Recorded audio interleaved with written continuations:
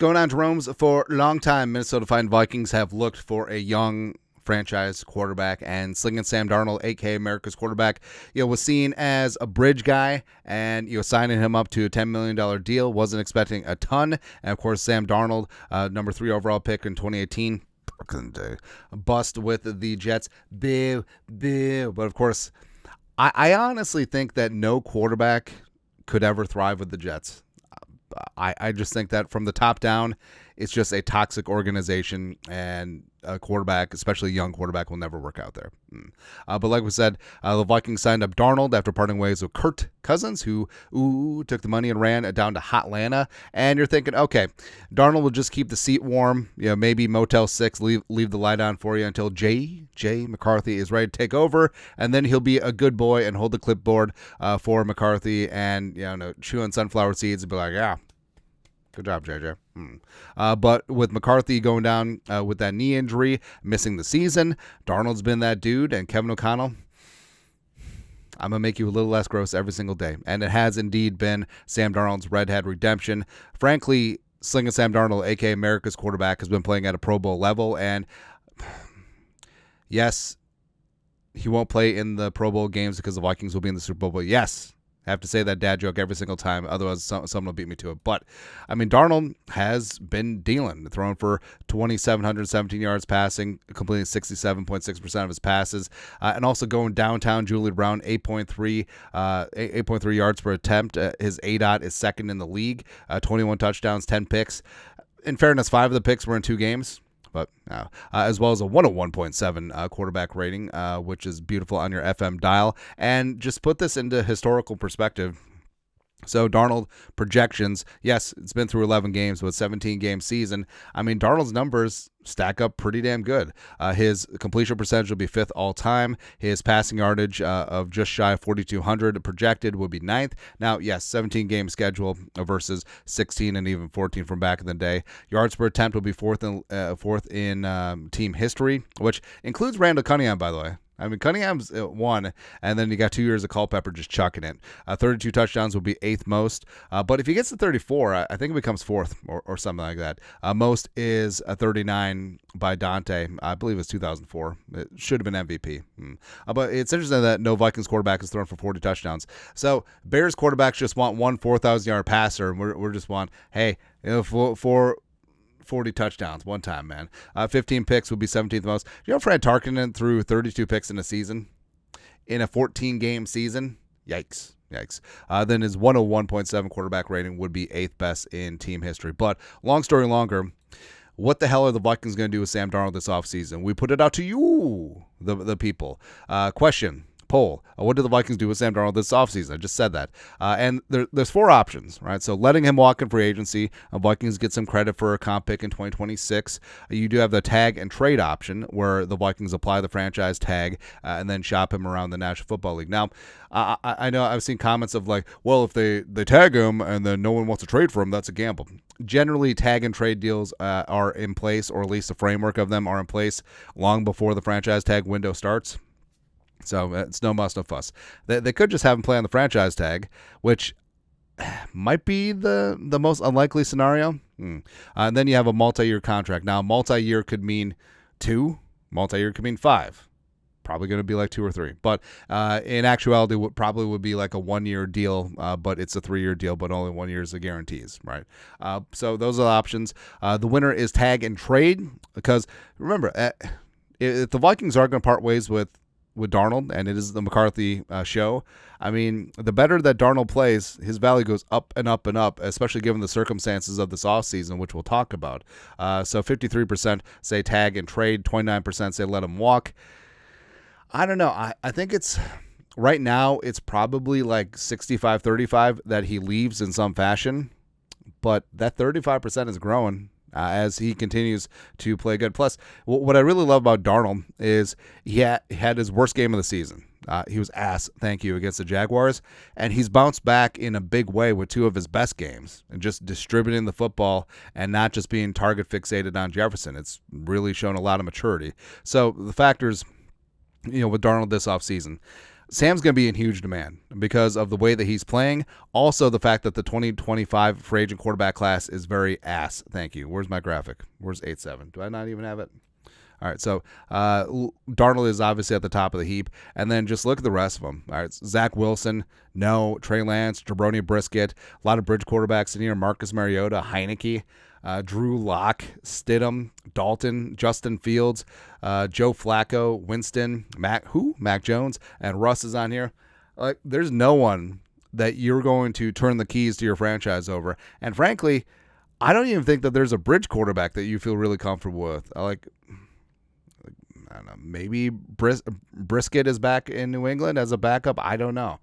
But in terms of balancing talent as well as age, I mean, Darnold's only going to be 28 in June. All right, that's still plenty of years left on the odometer. And also, this draft class right now is a 2-quarterback draft class. It is Cam Ward, it is Shedeur Sanders. And I don't know if there's going to be any other first-round quarterbacks, especially if Moreau or Nussmeier return to school. And who the hell knows what happens with Ewers? All right, so as of right now, there's going to be several teams that need quarterbacks, and if there's only 2 that are deemed worthy of a first-round pick and only 1 quarterback in free agency that you can deem to be the guy, that drives up the value, both in trading up in the draft as well as the demand for slinging Sammy Darnold, right? And Darnold turns 28 in June, like we said, so this isn't a situation where he's like 31 or 35. No, like this is a guy that has the thick THICC of his prime, and also he's shown with Kevin O'Connell this year, he can be that dude. Other factors, the 2025 franchise tag is going to be about $40 million. So this year, 2024, quarterback franchise tag was $38.3 million. Now, it also could be a spot too where the Vikings work something out with Darnold akin to what the Packers did with Jordan Love, where it wasn't a franchise tag per se, but it was a 1-year deal with a no tag clause. I think that was the parameters, and that's something that it could be appealing to Darnold and his agent, because if the Vikings do tag him, and the Vikings do have the cap space to do it. They have a $78.2 million in 2025 cap space, but of course you do have other guys on the rooster. You do want to be major players of free agency, but also on some of the major contracts, say the Vikings do go after a Trey Smith, they do go after an Osa Digizua, they could certainly feather out the cap hits for future seasons and weather the storm of Darnold's franchise tag, right? But also they could play the song and dance again. Like, say Darnold, I think it's the most unlikely scenario. I think Darnold's back. They sign him to an extension. What's up, Sylvie? Proof of life. But if they do franchise tag him, they could just do the song and dance next year. And say he has another good season, they could tag him again. Yes, it'll be at a substantial raise, or it could be a tag and trade situation then. Right?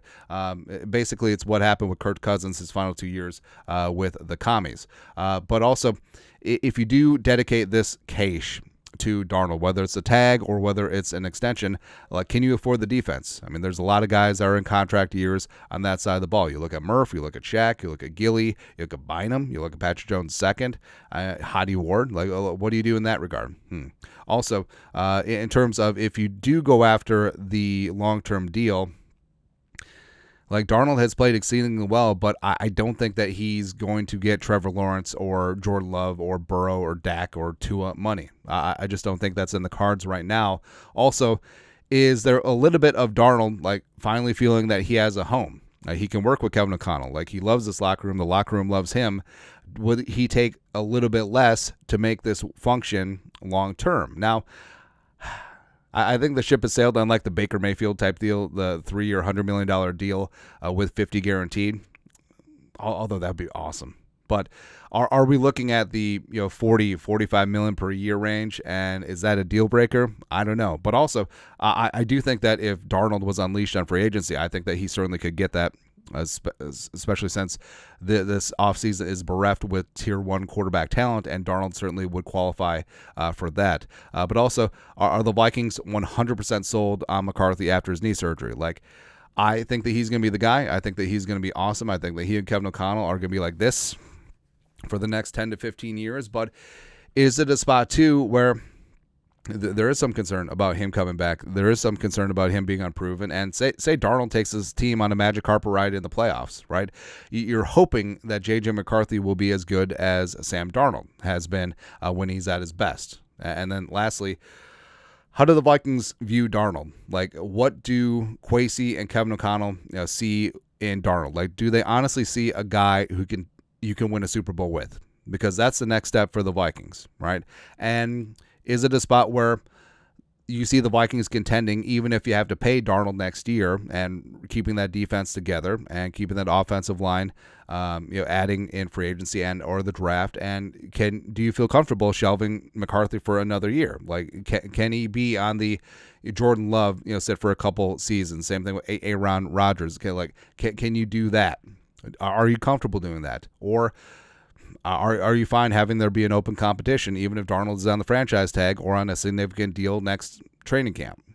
I don't think that that's an option. I think that if you do bring Darnold back, he has to be the starter, right? Unless you bring him back on a sweetheart deal, which I don't think is going to happen, because I think there will be too much demand out there in the market for him. So I don't know. I honestly, right now, if I had to pick, I think the Vikings could tag and trade him. Probably to a team that's going to be outside the top 10 and won't be able to move up in the draft, but they feel like they're a quarterback away. And like we said, I mean, Darnold has succeeded with Kevin O'Connell, and he's really shown up and shown on that potential. Plus, he's not just dinking and dunking, nickel and diming. Like, he is going downtown, Julie Brown. He's one of the highest graded deep ball throwers in the National Football League. So, I mean, Darnold's got a lot of chops, man. Plus, sort of quiet leadership, leading by example. He's improving. He's learning from mistakes, which is also very key.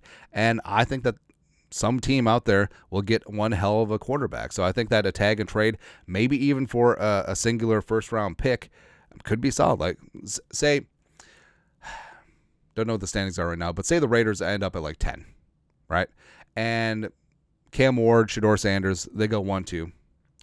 Or top 5, and the Raiders aren't unable to get all up in there, right? And they know they're not going to be able to do that. Do they make that deal, that tag and trade deal for Sam Darnold? Do they have that in their back pocket? I think it's a possibility.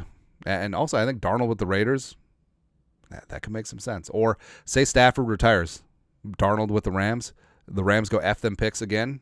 The LA, Southern California kid returns to SoCal. Would make some sense, man. But like I said, there's a lot of football left to play. And, I mean, hell, if Darnold leads the Vikings to a Super Bowl win, I don't care. Just pay him all the money. Give him a lifetime contract. F the cap, F the picks, F everyone. Trade J.J. McCarthy to the Jets. Oh, no. Actually, no. They'll ruin him. Trade him to – where's he from? No, he's from the Bears. No, he's from Illinois. Can't trade him to the Bears. Trade him to the Raiders. He'll have fun in Vegas. Actually, J.J. McCarthy would probably be one of the most boring people to go to Vegas with. He'll just be quoting stoicism and philosophy quotes the entire time instead of playing craps and having fun. Anyways, that's it. Poll. What's going to happen with Sling and Sam Darnold this offseason? Let us know your thoughts. Our thoughts, comment section below, a.k.a. America's quarterback. You guys know what to do. Skull production value.